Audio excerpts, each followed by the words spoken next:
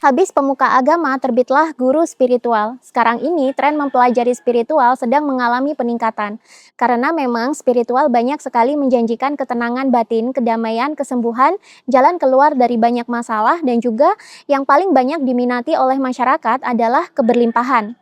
Karena itu, sekarang banyak sekali coach dan guru-guru spiritual baru bermunculan, dan mendadak mereka jadi suka ngomongin kekayaan, keberlimpahan, dan juga praktek-praktek untuk menarik keberlimpahan tersebut. Seperti law of attraction, bahkan juga sampai mengeluarkan produk-produk investasi atau jualan produk spiritual sendiri, yang diklaim bisa mendatangkan banyak berkah dan keberlimpahan.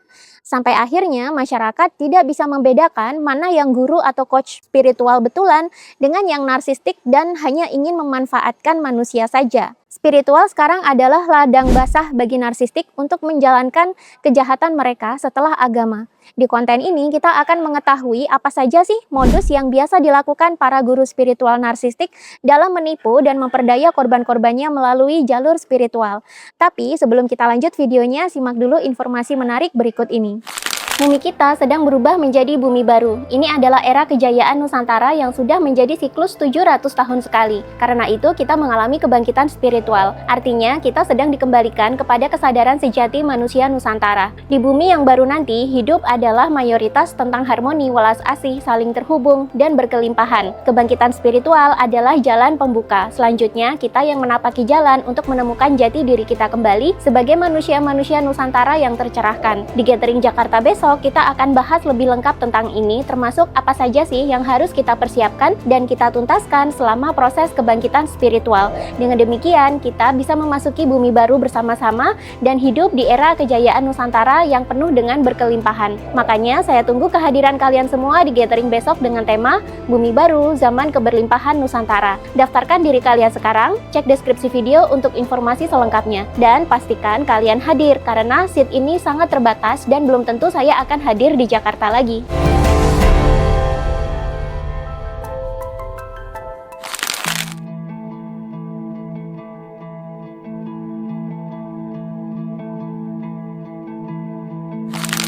Pada kasus-kasus kejahatan yang sering menghebohkan media massa, kebanyakan itu dilakukan oleh para narsistik. Makin besar kasusnya, makin banyak korbannya, makin besar penemuan bahwa pelakunya adalah seorang narsistik. Mungkin kalian pernah melihat kehebohan berita-berita kriminal berikut ini. 1. Kasus investasi bodong, entah itu berupa robot trading, koperasi, emas bodong, bisnis bodong, dan lain-lain. 2. Ponzi dan money game, mulai dari yang berkedok manusia membantu manusia, MLM, koperasi, penjualan robot trading, harta gaib, sampai penjualan produk gaib sekalipun. 3. Penipuan melalui telepon, scam, atau phishing. Mulai dari penyebaran link yang menyadap password dan semua username kita, penipu mengaku keluarga kita sedang kecelakaan dan minta ditransfer uang secepatnya, sampai penipuan kita dapat undian. 4. Judi online. Mulai dari korbannya yang dibikin tergiur selalu top up uang, sampai admin-adminnya yang aktif mencari korban dari negara lain. 5. Human trafficking. Mulai dari manusia dipekerjakan untuk jadi admin pinjol jahat, admin judi online, bahkan admin penipu via telepon.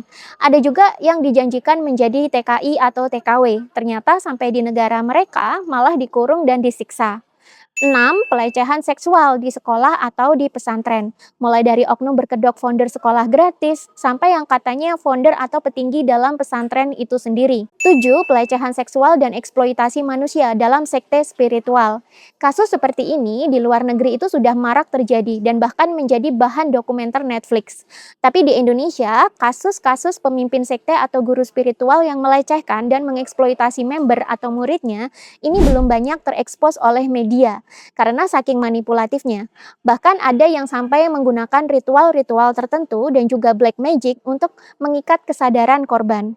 8. Love scam. Ini biasanya banyak sekali terjadi di dating apps. Awal mulanya mengajak kenalan, lalu memuji-muji dan memberikan perhatian.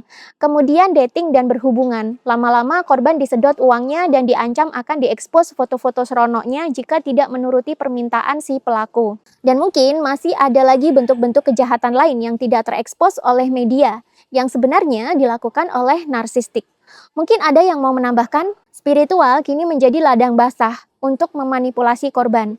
Karena dalam spiritual, pagar untuk berbuat jahat itu tidak lagi ada. Dalam spiritual, manusia bebas mau ambil jalan kiri ataupun jalan kanan. Jalan kiri adalah pencapaian puncak spiritual melalui jalan kejahatan. Sedangkan jalan kanan adalah mencapai puncak spiritual melalui jalan kebaikan. Karena ada jalan kiri inilah sekarang banyak sekali narsistik mulai melirik niche spiritual untuk melakukan aksi kejahatan mereka. Kasus-kasus kriminal besar yang terekspos biasanya pelakunya adalah seorang narsistik. Narsistik biasanya tidak hanya menderita narsistik saja, tapi mereka juga kerap ditemukan memiliki karakter psikopat juga di dalam diri mereka. Bahkan juga Machiavelli. Walaupun memang di orang narsistik, kadar flexing atau narsis mereka itu lebih tinggi dibandingkan dengan psikopat dan Machiavelli-nya. Karena itulah mereka disebut dengan dark triad alias 3 serangkai yakni narsistik, psikopat, dan Machiavelli. Dalam satu orang, mereka bisa memiliki 3 karakter ini sekaligus. Karenanya jangan heran jika kalian berurusan dengan narsistik suatu saat, dia bisa saja mengeluarkan sisi ansos dan kriminalnya yang sangat kejam dan tidak berperi kemanusiaan. Suatu saat, kalian juga akan menemukan sisi mereka yang sangat manipulatif. Bahkan trik-trik manipulasi mereka bisa sangat di luar nalar. Karena orang narsistik, psikopat, dan Machiavelli itu adalah tipe orang yang tidak punya empati. Mayoritas penghuni penjara itu adalah dark triad. Mereka tidak segan-segan melanggar hukum demi mencapai apa yang mereka mau. Jikapun kalian menjadi korban mereka, mengharapkan belas kasih dari mereka itu percuma. Karena yang ada dalam pikiran dark triad hanyalah bagaimana sih cara mereka memanipulasi, memanfaatkan orang lain, memperdaya manusia, bahkan kalau bisa memanipulasi hukum sekalian untuk menjalankan kejahatan mereka dan menyembunyikan kejahatannya.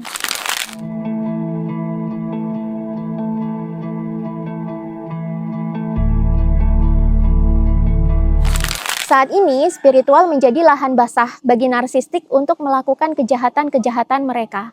Mengapa mereka merambah bidang spiritual sekarang? Sebenarnya sudah sejak dulu sih para narsistik itu ada di spiritual. Bahkan pelaku-pelaku ilmu hitam itu biasanya adalah orang-orang narsistik. Dukun-dukun yang jahat, tukang-tukang santet juga biasanya itu adalah orang-orang narsistik. Narsistik lebih suka menggunakan spiritual dibandingkan agama dan politik untuk memperdaya korban. Sebab orang kalau sudah suka dengan spiritual, apalagi yang baru mengalami kebangkitan spiritual atau kesadarannya itu masih di 4D, mereka ini seperti anak kecil yang baru sembuh dari sakit demam. Mereka menjadi orang yang sangat penasaran dan juga haus ilmu. Mereka juga orang-orang yang masih berada dalam fase trans setelah lepas dari Dark Night of the Soul. Nah, orang-orang seperti ini adalah orang yang sangat mudah sekali dipengaruhi dan diberi sugesti. Orang seperti ini adalah orang yang sangat mudah dijebak dalam tipu daya yang berbalut spiritual. Dan biasanya narsistik memainkan peran sebagai occult leader, pemimpin sekte, pemimpin komunitas atau perguruan spiritual, guru spiritual, bahkan membuka penggalangan dana atau membuka investasi yang berkedok spiritual, harta amanah, ataupun menjual mimpi-mimpi kejayaan Nusantara. Nah, supaya kalian tidak terjerumus dalam permainan mereka, kenali modus-modus operandi para narsistik ini yang mulai menggunakan spiritual sebagai lahan basah untuk menipu korban-korbannya. Sebab kalau cuma pakai agama, sekarang orang sudah mulai tidak mempan. Sudah mulai banyak orang yang pintar soal agama. Apa saja sih modus operandinya? 1. Tampil sebagai public figure yang baik. Ia biasanya mencitrakan diri sebagai pemuka agama yang baik dan berilmu tinggi, muncul sebagai sosok spiritual yang agung dan suci, dan narsistik menunjukkan diri ke masyarakat sebagai sosok dermawan yang sangat royal. Dan dia biasanya memperkenalkan diri juga sebagai motivator berhati mulia, bak malaikat, atau bisa juga memperkenalkan diri sebagai guru spiritual yang tercerahkan dan sangat mulia. Padahal kenyataannya mereka adalah iblis yang menyamar dalam bentuk manusia. Semua narsistik adalah iblis yang pintar membalut kejahatan dalam kebaikan. 2. Membuka komunitas atau perguruan spiritual. Entah itu bentuknya komunitas, padepokan, perguruan, pesantren, pasraman, atau sejenisnya, orang narsistik ini suka sekali melakukannya. Sebenarnya membuka tempat belajar seperti ini sih sah-sah saja, tapi perguruan atau komunitas milik narsistik ini berbeda dengan yang lain. Di tempat narsistik biasanya berlaku sistem feodal seperti kerajaan. Jadi perintah dan komunikasi hanya direct langsung dari guru spiritual ke muridnya.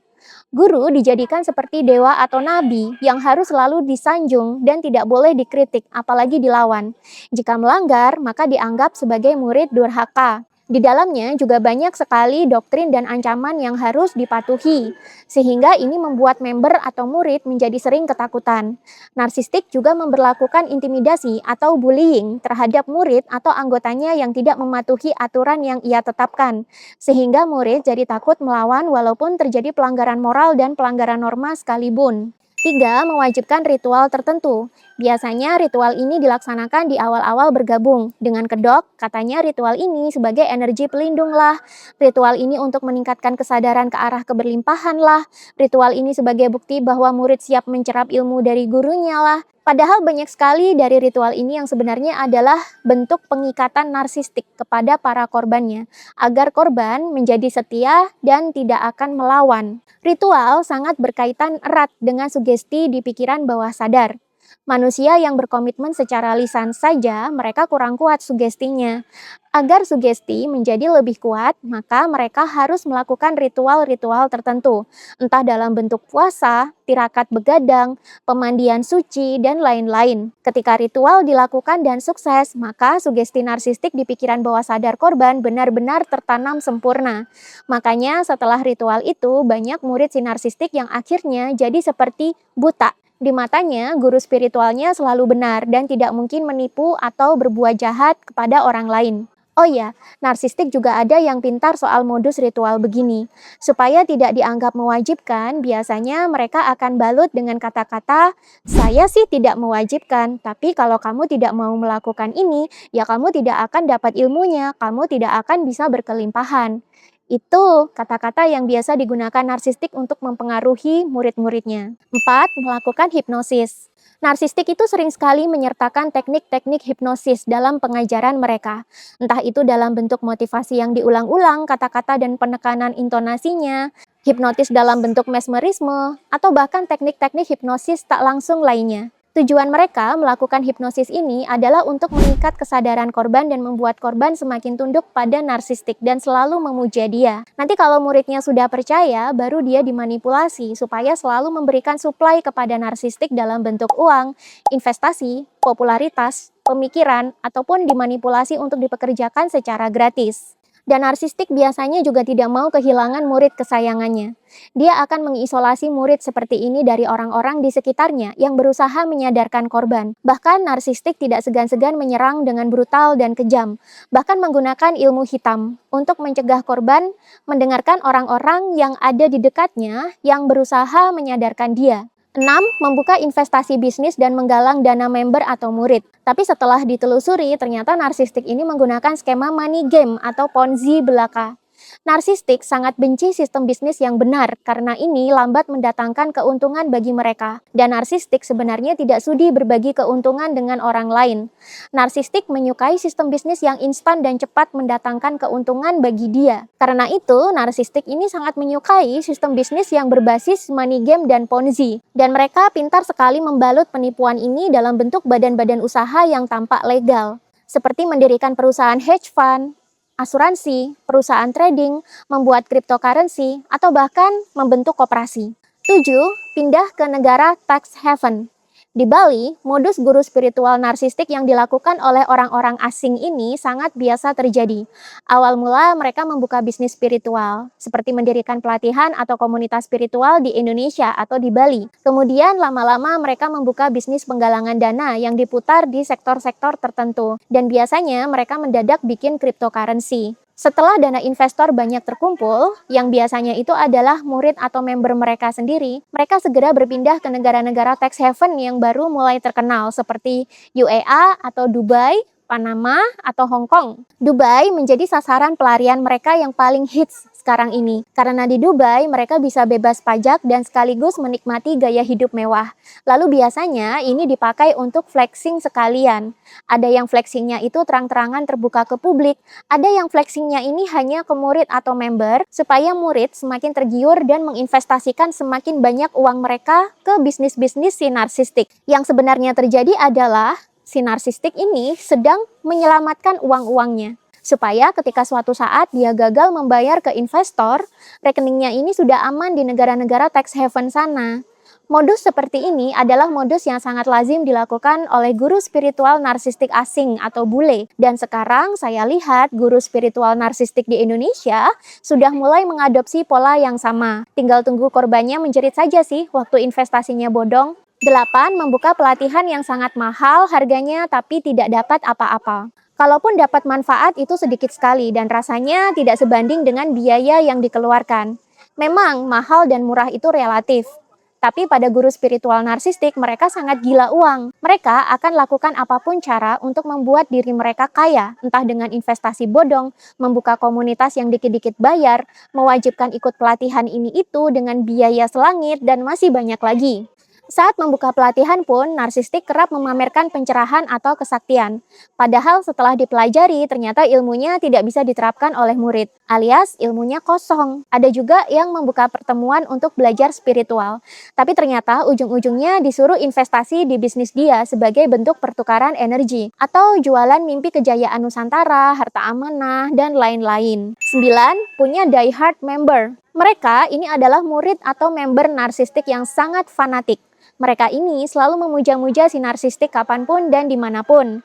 Mereka juga adalah orang-orang yang aktif bergerilya di sosmed untuk menteror dan membuli siapapun yang menguliti kejahatan gurunya. Mereka juga tidak segan-segan membanjiri orang dengan ancaman, teror, dan bahkan kekerasan untuk membela si narsistik. Mereka biasanya adalah orang-orang yang naif, yang sudah tercuci otaknya, dan sengaja dijadikan pasukan gratis oleh narsistik untuk menutupi kejahatannya. 10. Suka sekali menggunakan cover agama dan spiritual. Narsistik sangat suka mencitrakan dirinya sebagai orang agama atau orang spiritual yang sangat baik. Dia banyak menyampaikan filosofi-filosofi hidup yang baik, yang mulia, bahkan dia sampai mengajak orang-orang lain untuk ikut menjalankan filosofi hidupnya yang menenangkan, menyenangkan, menyatukan, toleran, dan membawa manusia bersama-sama menuju kepada kebahagiaan atau keberlimpahan. Mengapa sih agama dan spiritual itu sangat disukai narsistik? Sebab manusia itu paling mudah dihipnotis dan dikendalikan melalui jalan agama dan spiritual. Apalagi di spiritual, di mana di dalamnya manusia bebas menggunakan teknik-teknik supranatural untuk memanipulasi orang, dan di spiritual ini tidak ada dosa dan neraka di dalamnya. Sehingga si narsistik ini bebas melakukan apa saja. Selain itu, cover agama dan spiritual ini membuat narsistik mudah sekali mengumpulkan pasukan gratis atau diehard member yang siap membela dia kapan saja.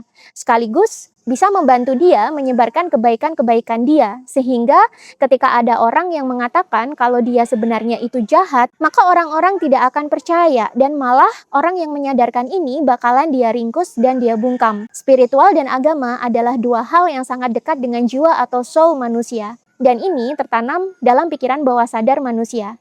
Pikiran bawah sadar adalah pusat dari 90% lebih kontrol kehidupan manusia. 11. Suka mengintimidasi atau membuli murid yang kritis. Narsistik sangat benci murid yang kritis dan peka. Dia juga sangat benci anggota yang pintar tapi sulit dia kendalikan, sehingga narsistik akan selalu membuli dan mengintimidasi, baik terang-terangan ataupun sembunyi-sembunyi, terhadap murid-murid atau anggota komunitas spiritual dia yang mulai kritis terhadap kelakuan-kelakuan si narsistik. Murid yang kritis adalah manusia yang berbahaya, yang bisa membuka kedok iblisnya kapan saja. Makanya murid yang seperti ini harus dimatikan dengan cara diintimidasi dan dibully sampai gila atau stres. Pokoknya harus dibungkam. 12. Memperdaya perempuan dengan kedok reinkarnasi atau twin flame. Narsistik ini sangat menyukai perempuan. Dia suka mengeksploitasi perempuan-perempuan cantik dan pintar dalam komunitasnya atau dalam perguruannya untuk mendapatkan seks dan energi gratisan. Biasanya modus yang digunakan adalah dengan meyakinkan murid atau anggota perempuannya bahwa di kehidupan masa lalu sebelum reinkarnasi, mereka adalah sepasang sejoli yang menjalin cinta dan harus kembali bersatu sekarang untuk menuntaskan karma.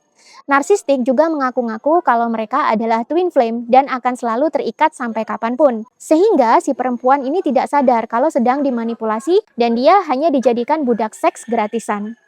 Bumi kita sedang berubah menjadi bumi baru. Ini adalah era kejayaan Nusantara yang sudah menjadi siklus 700 tahun sekali. Karena itu kita mengalami kebangkitan spiritual. Artinya kita sedang dikembalikan kepada kesadaran sejati manusia Nusantara. Di bumi yang baru nanti, hidup adalah mayoritas tentang harmoni, welas asih, saling terhubung, dan berkelimpahan. Kebangkitan spiritual adalah jalan pembuka. Selanjutnya, kita yang menapaki jalan untuk menemukan jati diri kita kembali sebagai manusia-manusia Nusantara yang tercerahkan. Di Gathering Jakarta besok, kita akan bahas lebih lengkap tentang ini, termasuk apa saja sih yang harus kita persiapkan dan kita tuntaskan selama proses kebangkitan spiritual. Dengan demikian, kita bisa memasuki bumi baru bersama-sama dan hidup di era kejayaan Nusantara yang penuh dengan berkelimpahan. Makanya, saya tunggu kehadiran kalian semua di Gathering besok dengan tema Bumi Baru, Zaman Keberlimpahan Nusantara. Daftarkan diri kalian sekarang, cek deskripsi video untuk informasi selengkapnya, dan pastikan kalian hadir karena seat ini sangat terbatas dan belum tentu saya akan hadir di Jakarta lagi.